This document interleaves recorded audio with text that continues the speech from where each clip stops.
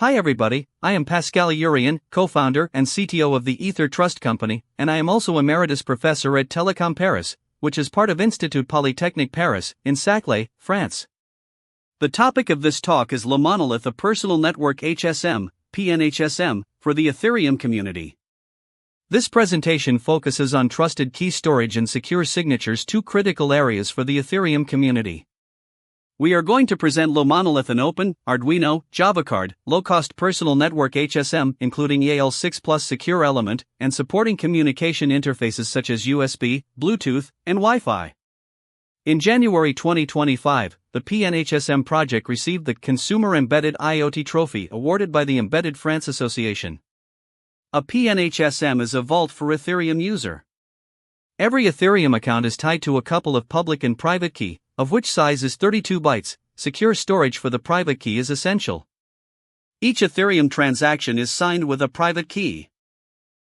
Therefore, key protection at runtime and user authentication are critical features. Secure elements used in bank cards, SIM modules, electronics passports are generally considered as the best way to fulfill such requirements. LeMonoltih is a secure element with multiple communication interfaces, protected by end-to-end TLS 1.3 pre-shared key, PSK, channel. The size of PSK secret is 256 bits. Some keywords we use in this talk. TLSSE stands for TLS and Secure Element. It is a TLS 1.3 PSK server for secure element. SAN stands for Secure Element Name. It is a name that identifies a TLSSE server. TLSAM stands for TLS Identity Module. It is a token that performs two procedures involving pre-shared key. There you see the hardware structure of LeMonoltih. There are two parts, an ESP32 system on chip, and a Java card. ESP32 is quite popular. In 2023, the Expressive company claims over 1 billion shipments worldwide for this family of SoC. And regarding Java cards, 6 billion Java cards are produced every year. You have likely a Java card in your mobile phone. So LeMonoltih is built with these two parts. 5 wires connect the Java card to the SoC with a pull-up resistor. 2 LEDs are used to indicate the working mode, which can be selected from push buttons, or to notify user about critical operation to be confirmed by a push button. From software point of view, there are two parts, Arduino and Java card. The software designed with Arduino Integrated Development Environment, IDE, is called LeMonoltih.ino. It includes Sclipx library that we developed for many years and that is compatible with multiple hardware platforms. On the Java card side, applications such as TLSIM.java, TLSSA, Java and CC CC for cryptocurrency, are developed with the Oracle Java Card Development Kit, JDK. On the right side, on the top you see the upper side of the board with a Java card, with a SIM2FF classical format. On the bottom side of the board is the ESP23 SoC. The board is inserted in a case, and this constitutes LeMonoltih, weight 45 grams in size, about 5 by 5 by 2 centimeters. There is a development kit, which is called LEM for LeMonoltih Development Kit. The LEM is a set of tools that performs the following operations. Software downloading for SoC and Java card. Smart card used through the USB interface, i.e. it is a smart card reader. Smart card used through the TLSS interface over Wi-Fi, i.e. end-to-end TLS session with the secure element. Wi-Fi TLS server secure by TLSAM software. A smart card reader is available over Wi-Fi. It is used to download software in the secure element. Smart card use from Bluetooth interface, including a mobile application for Android and TLSSE services over Bluetooth.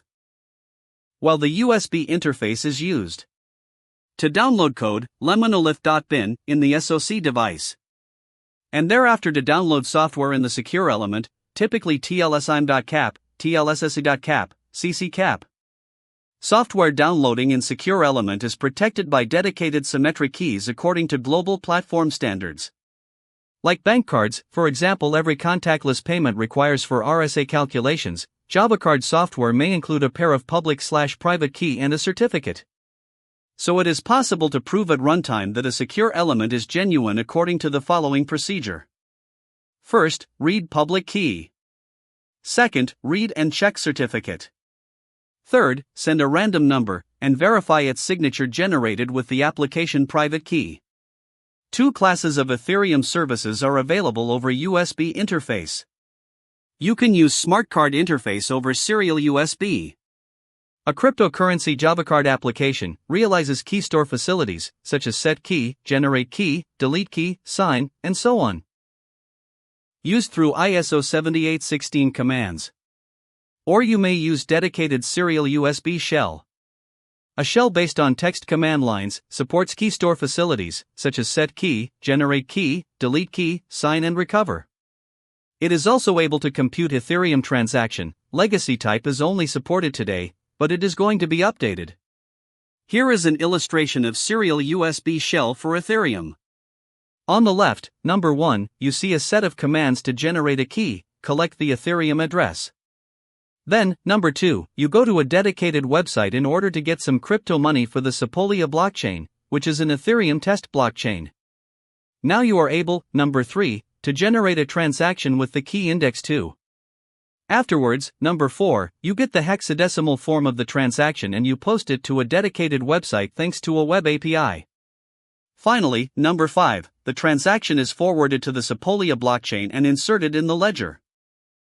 Here is a description of personal HSM for Ethereum over Wi-Fi. On the right you see the TLSSE application, which realizes a TLS-PSK server. On the top of that there is a shell, and through this shell you access to the key store facilities. This server is identified by a server name. In the middle you see the TLS-PSK front server running in the SoC, which is connected to the internet. On the left the Ethereum application uses the shell to remotely access to the embedded key store thanks to a TLS 1.3 PSK client. Optionally, if you want to protect the PSK key on client side, you may use a TLS identity module, a multi-form authentication token, which computes two procedures needed by TLS PSK. In order to avoid malware interaction, a blinking LED indicates to the user to confirm its willingness to open a session with the key store by pressing push button. You can also use what we call authenticated session, a way to be sure that the remote secure element is genuine according to the following procedure. Read public key. Read of certificate. Send a random number, R. Verify the response as the signature with private key of the random concatenated to the TLS handshake secret. In summary, there are three interfaces to Ethereum key store. The first deals with ISO 7816 commands. It is a set of binary requests used to create, delete, set keys and compute signatures. The second works with a shell. It is a set of text lines. For example, on powers the secure element, ADM enters the administration pin. Other commands are used for key store facilities. The third uses TLSSE. To establish a TLS-PSK session with the secure element, you need the IP address, TCP port, the ID associated to the pre-shared key, the pre-shared, and the server name. Afterwards you use a set of text commands in order to remotely access to key store facilities. 2 words about multi-factor authentication trust. If you need to achieve a high security level for remote connection with TLSSE secure element, we introduce 3 levels improving the integrity insurance for the MFA token, which protects the PSK secret. First is physical identification of the token microcontroller using dynamic PUF techniques with zero knowledge.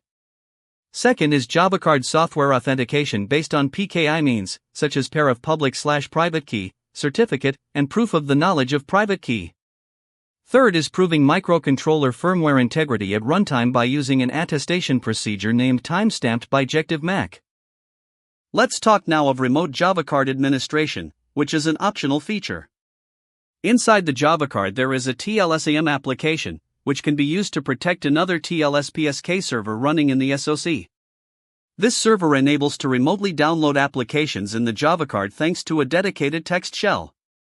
So there are 2 TLS-PSK server in LeMonoltih. One, TLSSE, is running in the secure element, and the other in the ESP32 SoC. Many ways can be used to differentiate them, for example based on cipher suite, identity, server name. Regarding Bluetooth services, we use the RFCOM profile, which provides serial port emulation. So again, we may use a dedicated shell based on text command lines, which supports key store facilities, such as set key, generate key, delete key, sign and recover. It is also able to compute Ethereum transaction, legacy only, type 0. This an illustration of mobile application included in the LEM. The mobile application uses RFCOM on the shell in order to generate an Ethereum transaction, and afterwards to post it to the blockchain thanks to a web API.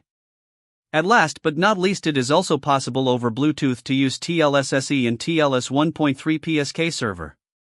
It means that on mobile side, there is an Ethereum application which is able through the shell and a TLS PSK client to access to key store facilities, in order to generate Ethereum transactions, and to post it to a dedicated server.